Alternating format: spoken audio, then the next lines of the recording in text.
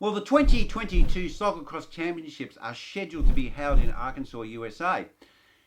And there's been a little bit of a hoo-ha in the last couple of days about a law that's been passed in Arkansas. And this relates to gender identity. Now, let's just roll that intro and let's just have a bit of a discussion about this, because there is actually two sides to the coin with this conversation.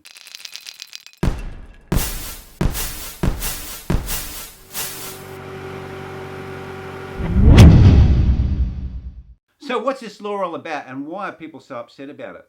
Well, what the law actually clarifies is that if you actually identify as a male or a female, you can't actually compete in events that are of the opposite sex, that if you weren't born as that sex. So therefore, say, like I say that I'm going to identify as a female, I can't then compete against other females. And the reason why this has been brought up is because there's been some ongoing controversy about this in the States. And what's been happening is that there's been people who are identifying as a female, but they were actually born as a male, and they're actually taking away all of the positions, the state championships in a lot of these states. And what's actually happened is the females who actually were held and actually compete at this level have actually complained, because they're saying that they're not competing against other females, they're competing against the man that's identifying as a female. And they're saying that that is actually unfair, because the fitness of that person identifying as a female is actually far higher, because generally, a person that's been born as a man has greater physical attributes. And this is why this law's come from. And it's not something that's basically just this is a conservative thing and whatever. So there's actually been some discussion about this in the past in the States.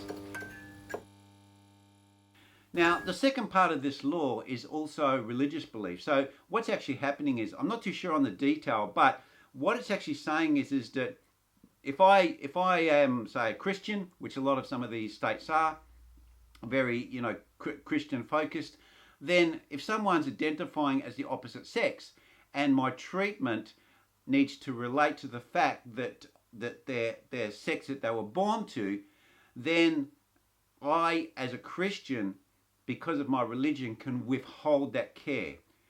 Okay, so it doesn't mean that I am going to withhold that care or they're not going to get treatment. It means that if that decision by that person conflicts religiously with my beliefs, I can withhold that care. Now, this is probably would be in some very small cases where it relates to, I would imagine, something to do with the actual identified sex of that person.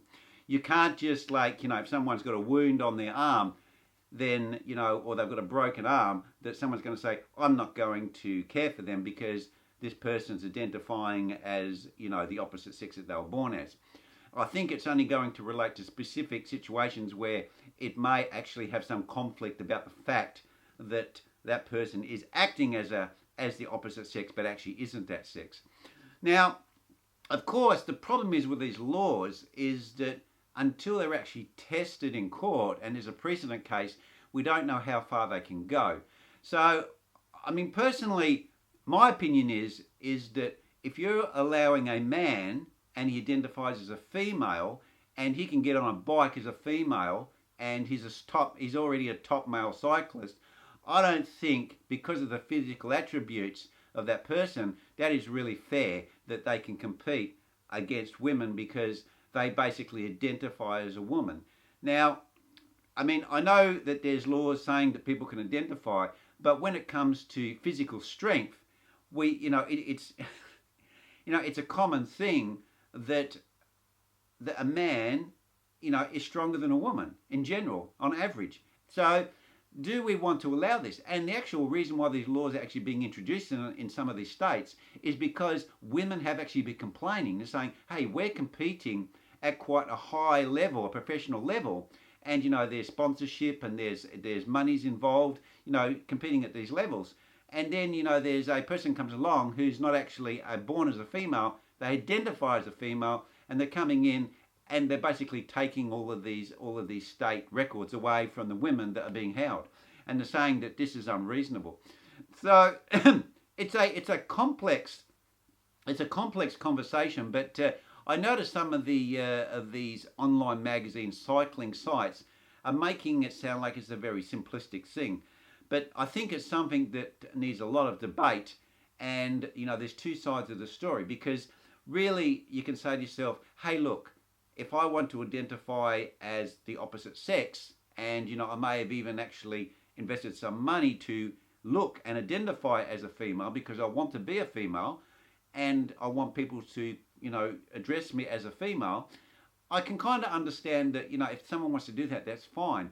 But where that position gives them an advantage, you know, in sport or in some physical attributes, because they're actually stronger because they're competing, I think that there needs to be some different evaluation.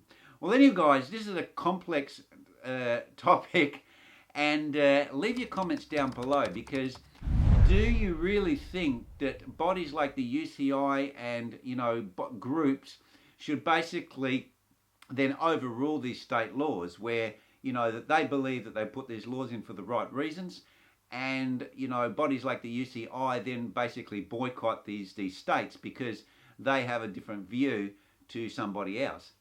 Okay, guys, well, that's where I'm going to leave it. I'll catch you next vid. Cheers. Bye.